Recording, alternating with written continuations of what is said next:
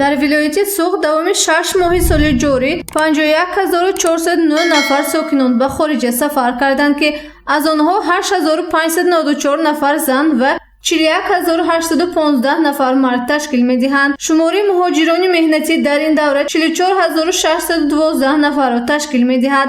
Аз хориҷи кишвар 7972 нафар ба ватан баргаштанд. Аз шумори умумӣ ба ватан баргаштагон 5872 нафарашонро муҳоҷирони меҳнатӣ ташкил медиҳанд. Дар ин бора ҳангоми нишасти матбуотӣ сардори раёсати хадамоти муҳоҷират дар вилояти Суғд Зайнура Шарифӣ иттилоъ дод. Мутаассифона мо натавонистем ки давоми ҳамин сол бинобар ҳамин проблемаҳои ба миён омада шаҳрвандон ба хориҷ раванд, лекин новобаста аз он дар дохили кишвар он шаҳрвандоне ки имрӯз монданд мо ҳаракат карда истодем ки анами шаҳрвандон ки дар 18 шаҳру ноҳия маҳзани маълумот ташкил карда ҳастем, гузарондани вохӯри мулоқотҳо дар ҷойҳо ва он лоиҳаҳое ки вобаста ба неҳолии муҳоҷирони меҳнатӣ нигаронида шудааст, ин проектҳо ки мо кор кардем.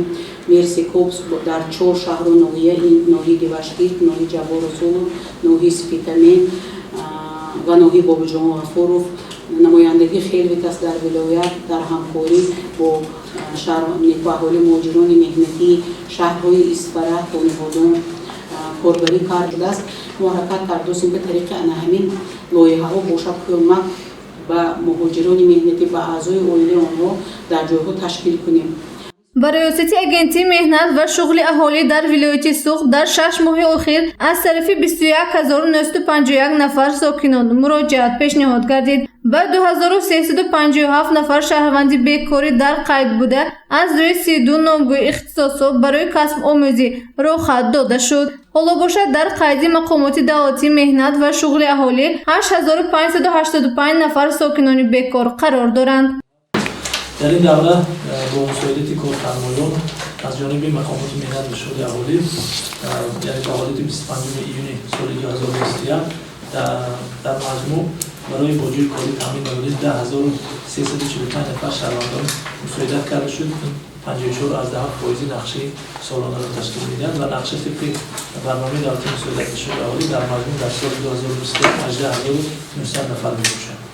Гароншавии нархи чиптаи ҳавопаймо яке аз масъалаҳои асосӣ дар нишасти матбуотӣ раёсати хадамоти муҳоҷират ва шуғли аҳолии ҷумҳурии Тоҷикистон буд. Зайнура Шарифӣ сардори раёсати хадамоти муҳоҷират дар вилояти Суғд иброз намуданд ки онҳо оиди ин масъала корбариро оғоз намуданд. Ҳарчанд гароншавии нархи чиптаҳо ба зиммаи ин мақомон нест, вале новобаста аз ин барои ҳарчи паст намудани нархи чиптаҳои ҳавопаймо хадамоти муҳоҷират чораҳо меандешанд. ин кадом чораҳо аст? Гарчанде ки мо бо намояндагӣ ана ҳамин намояндаҳои ҳавопаймои то аз Федератсияи Русия ки дар ҳудуди ҷумҳурии Тоҷикистон аз ҷониби Тоҷикистон намояндагӣ мекунем, чандин борҳо баромадем муроҷиат кардем ки шаҳрвандон муроҷиат карданд сабабҳои баланд будани нархи чиптаҳо, сабабҳо асосан такя мекунанд ки рейсҳо чартирӣ аст, рейсҳо ҳамаи он рейсҳое ки дар ҳудуди вилояти Суғд дар фурудгоҳи байналмилалии Хуҷанд омада фуруд меоянд, аксарияти ҳамин тайёраҳо холӣ ҳастанд. Инҳо шаҳрвандонро оварда ба ҷумҳуриҳои даркорӣ масалан асосан Қирғизистон мефуроранд, аз онҷа ба Хуҷанд холӣ меоянд. Лекин новобаста аз ин ба сохторҳо, ба роҳбарият, ба намояндагии онҳо мо борҳо муроҷиат кардем ки вазъият камтар ақлан ба эътидол ояд барои сафарбар кардани шаҳрвандон. ҳоло кордиҳандаҳои Федератсияи Русия тайёр аст ки дар баъзе ҳолатҳо ҳамин шаҳрвандонро аз рӯи ихтисосҳои даркорӣ бо назардошти харидорӣ кардани чиптаҳои онҳо сафарбар кунанд.